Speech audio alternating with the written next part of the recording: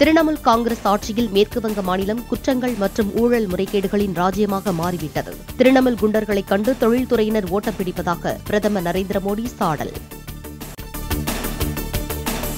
அடுத்த ஆண்டு சட்டமன்ற தேர்தலை எதிர்கொள்ளும் மேற்கு வங்கத்தில் பிரச்சாரத்தை தொடங்கினார் பிரதமர் மோடி. திரிணாமுல் காங்கிரஸை அகற்றுவோம், மேற்கு வங்கத்தை மீட்போம் என மோடி சூளுரை. பொதுமக்களிடம் கனிவாக நடந்து கொள்ள வேண்டும், குற்றங்களை தடுக்க தகவல் தொழில்நுட்பங்களை பயன்படுத்த வேண்டும். பயிற்சியை நிறைவு செய்த காவல்துறை அதிகாரிகளுக்கு முதலமைச்சர் மு க ஸ்டாலின் அறிவுறுத்தல். காவல் பணி என்பது மக்கள் பிரச்சனைகளை நேரடியாக தீர்த்து வைக்கிற மிக உன்னதமான பணி. ஒவ்வொருவரும் பொதுமக்கள் கிட்ட கனிவா மரியாதையாக நடந்து அவங்களுடைய குறைகளை பொறுமையாக கேட்கணும். அவங்களுக்கு நியாயமான நேர்மையான சேவையை விரைந்து வழங்கணும். உயர்தொழில் நுட்பங்களை பயன்படுத்தணும். அதில் நீங்கள் எல்லாம் அப்டேட் ஆக்கிக்கொள்ள வேண்டும். நீங்கள் ஒவ்வொருவரும் அறிவியல் சார்ந்த விசாரணை நடைமுறைகளில் அதிகம் கவனம் செலுத்தணும். அதிமுக பொதுச் செயலாளர் எடப்பாடி பழனிசாமி திருவாரூர் மாவட்டத்தில் மக்களை காப்போம், தமிழகத்தை மீட்போம் பிரச்சார சுற்றுப்பயணம். 2 தினங்களாக பிரச்சார வேனில் மக்களை சந்தித்தவர் மீண்டும் பிரத்யேக பேருந்தில் பயணம். திருவாரூரில் விவசாயிகள் மற்றும் விவசாய தொழிலாளர்களுடன் எடப்பாடி பழனிசாமி சந்திப்பு. வயலில் களை எடுத்துக் கொண்டிருந்த பெண்களை சந்தித்து கலந்துரையாடினார்.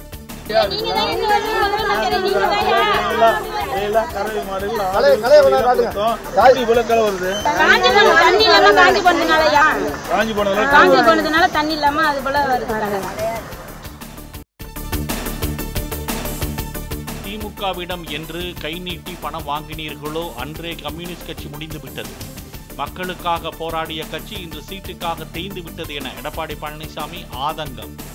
திமுக செய்யற தப்புக்கெல்லாம் இன்றைக்கு கம்யூனிஸ்ட் கட்சிகள் உடந்தையா இருக்குது. மக்கள் பாதிக்கப்பட்டா உடனே கொடி பிடித்து போராடக்கூடிய கம்யூனிஸ்ட் இயக்கங்கள் இன்றைக்கு திமுகவுக்கு அடிமை சாசனம் எழுதி கொடுத்து விட்டது.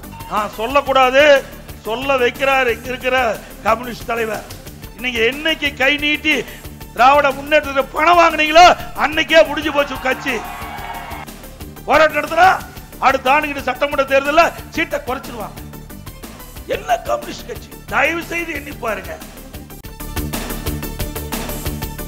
கும்மிடிப்பூண்டியில் 10 வயது சிறுமியை கடத்தி பாலியல் வன்கொடுமை செய்த சம்பவத்தில் குற்றவாளிகள் இதுவரை கைது செய்யப்படவில்லை.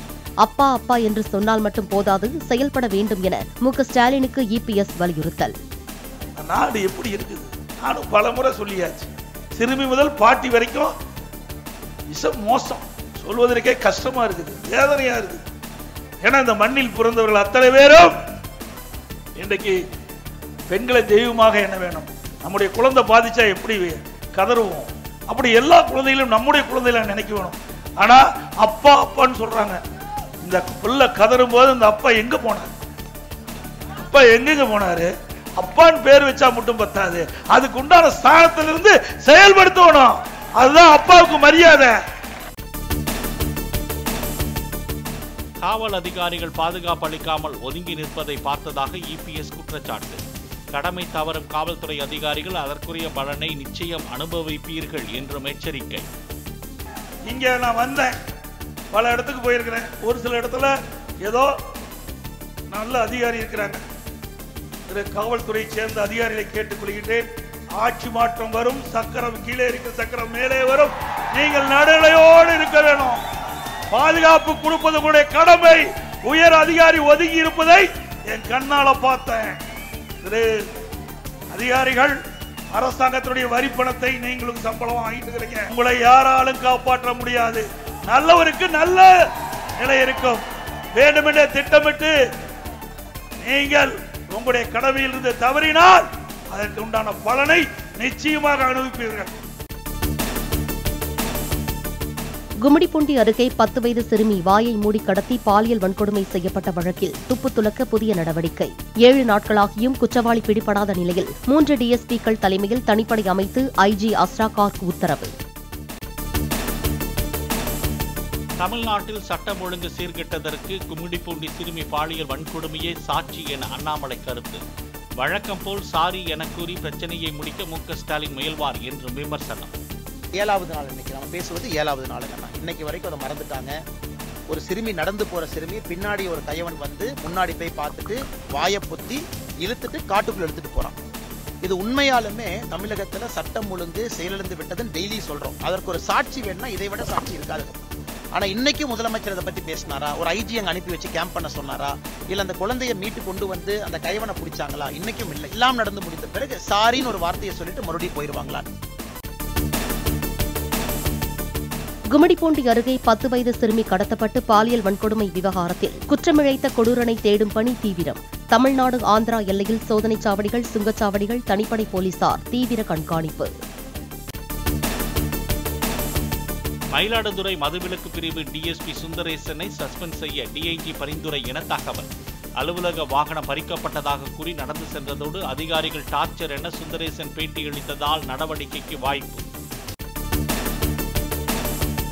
திண்டிவனம் தைலாபுரத்தில் ராமதாஸ் வீட்டில் ஒட்டுக்கேட்பு கருவி இருந்ததாக கூறப்படும் விவகாரம். ராமதாஸ் இல்ல ஊழியர்கள் மற்றும் சில யூடியூப் சேனல்களின் செய்தியாளர்களிடமும் போலீசார் விசாரித்ததாக தகவல்.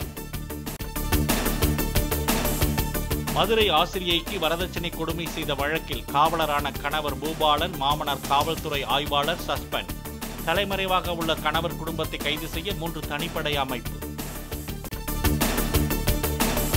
பணம் கொடுக்கல் வாங்கல் விவகாரத்தில் சென்னை கோயம்பேடு பேருந்து நிலையத்தில் சுற்றித் திரிந்த ஆந்திர நபரை கடத்திய சம்பவம். 10,000 ரூபாய் லஞ்சம் வாங்கிக் கொண்டு உடந்தையாக இருந்த கோயம்பேடு போலீசார் 2 பேர் காத்திருப்போர் பட்டியலுக்கு மாற்றம். அரக்கோணம் செல்லும் மின்சார ரயில்கள் தாமதமாக இயக்கப்பட்டதால் சென்னை சென்ட்ரல் புறநகர் ரயில் நிலையத்தில் குவிந்த பயணிகள். வியாசர்பாடி அருகே உயரழுத்த மின்கம்பியில் கோளாறு சரி செய்யப்பட்டதால் சுமார் 2 மணி நேரத்திற்கு ரயில் சேவை சீரானது. ரஷ்யாவுடன் இணைந்து தயாரிக்கப்படும் அதிநவீன AK-203 ரக துப்பாக்கிகள் திட்டமிட்டதற்கு 22 மாதங்களுக்கு முன்னதாகவே இந்திய ராணுவத்தில் ஒப்படைக்கப்படும் என தகவல். அகமதாபாத் ஏர் இந்தியா விமான விபத்தில் பாதிக்கப்பட்டவர்களுக்காக டாடா நிறுவனங்கள் சார்பில் அறக்கட்டளை அமைப்பு. AI-171 என பெயரிடப்பட்டுள்ள அறக்கட்டளைக்கு 500 கோடி ரூபாய் வழங்க ஏற்பாடு. பிரதமர் மோடி இல்லாவிட்டால் பாஜகவுக்கு 150 இடங்கள் கூட கிடைக்காது என்று MP நிஷிகாந்த் தூபே கருத்து. 75 வயதானவர்கள் அரசியலிலிருந்து ஓய்வு பெற வேண்டும் என்று RSS தலைவர் மோகன் பகவத் வலியுறுத்திய நிலையில் பதில். தென்கொரியாவில் தொடர்ந்து 4வது நாளாக கொட்டி தீர்த்த கனமழை. வெள்ளத்தில் சிக்கி 4 பேர் இறந்த நிலையில் 5000த்திற்கும் மேற்பட்டோர் முகாம்களில் தங்க வைப்பு.